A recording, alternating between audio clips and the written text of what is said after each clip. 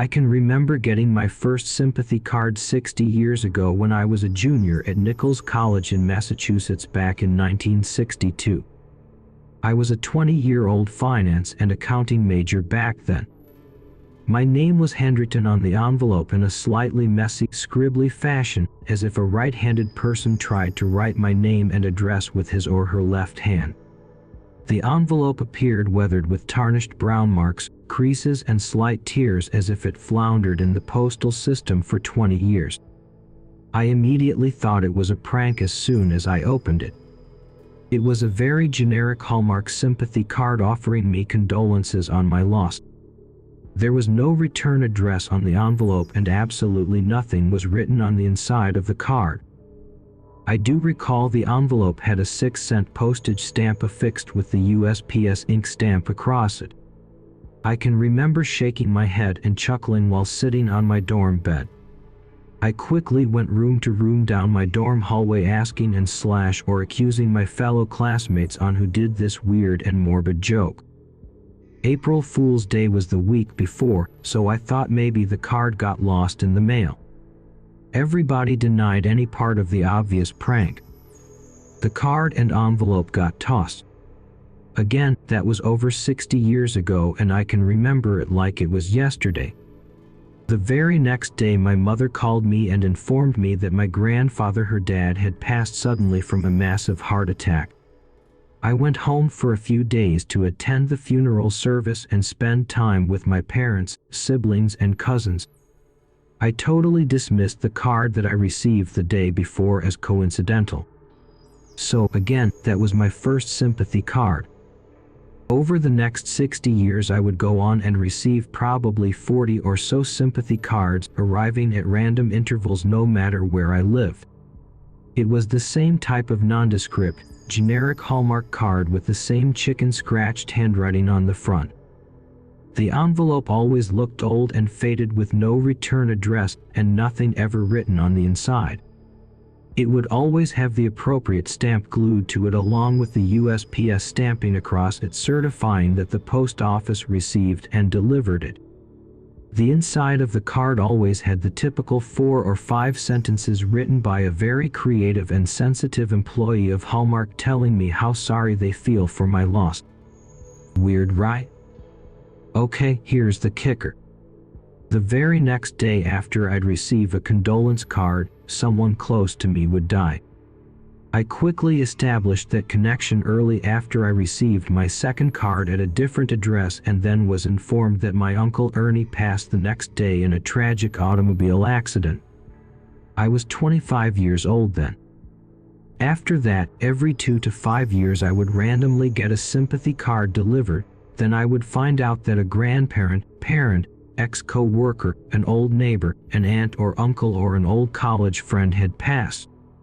Once I reached my 60s, more close acquaintances and family would pass, sometimes up to 3 in 1 year, with each death preceded with a sympathy card in my mail the day before. I got married at the age of 33 to a lovely and caring woman named Doris. I kept this from her our entire marriage as I did not want to pull her into something I don't even understand myself. I didn't want to upset her or try to convince her it was more than just a coincidence. The cards would get delivered to me, I wouldn't even open them, they got tossed in the garbage pail before even getting into the house. There was absolutely no way I thought of keeping them as I was convinced they were somehow, in some way, cursed. I did not want Doris involved in any of this. Doris died 22 years ago at the young age of 55 from a brain aneurysm. It happened so suddenly. She died at home in my arms, something I'll never forget. The card that came in the mail the day before was for her. I just assumed it was another uncle or an older cousin. The guilt that followed weighed heavily on my thoughts for years. If only I had known, could I have somehow prevented her from dying? Who knew she was going to die and why didn't they reach out to me? As I grew older, my sister would pass at 72 with my brother going 4 years later at the age of 79. Many ex-co-workers, 2 bowling buddies, a handful of cousins, at least 6 college friends back from my days at Nichols and 4 very close golf buddies all died, and with each passing there was a foreshadowing sympathy card in my mail the day before. I just can't ever seem to wrap my head around this morbid phenomenon. Who is sending me these cards? How do they know every address that I have ever lived at over the last 62 years? Why is there nothing ever written inside? How the hell do they know all my family and close friends? How do they know they're dying the next day? And lastly, why me? Why me? Now, at my age, every time I receive a sympathy card, I pray it's not one of my adult children or my grandchildren. My children are in their 50s now with teenage children of their own. I worry so much about them as they venture further out of the house, driving around with their teen friends, possibly involved in risky teenage behavior.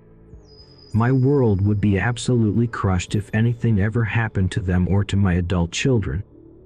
No child or grandchild should ever die before the parent or grandparent, but it does happen, and it's what keeps me up at night whenever I receive a card in the mail. Nowadays, when I receive a card, I call both my children the next morning to do a wellness check. I'll ask what they're doing that day and assess their risk level if they're going out in public or traveling somewhere by car or plane. I'll ask about my grandchildren too and make sure they will be somewhere safe. I know my children think I'm on the cusp of dementia when I make these annoying calls, but I just need to do it for peace of mind. I always end the phone call by telling them to be careful driving. So here I am, 82 years young, sitting at my kitchen table, writing this on lined paper with a big ballpoint pen in hand. I just don't know what's going to happen to me, so I want to document this strange phenomenon that has plagued me for the last 60+ years. I'm not sure if this will be my last entry. My son called me earlier this afternoon. He told me that he received the weirdest thing in the mail today. He said he received a stamped envelope addressed to him with, according to my son, handwriting that looked like a 4th grader might have written it. He said the envelope looked ancient, and he told me inside the envelope was a Hallmark sympathy card with absolutely nothing written on the inside of the card. He told me it's probably some stupid prank from one of his co-workers. Later in our conversation, he asked me what my plans were for tomorrow. I told him I'm definitely staying inside all day.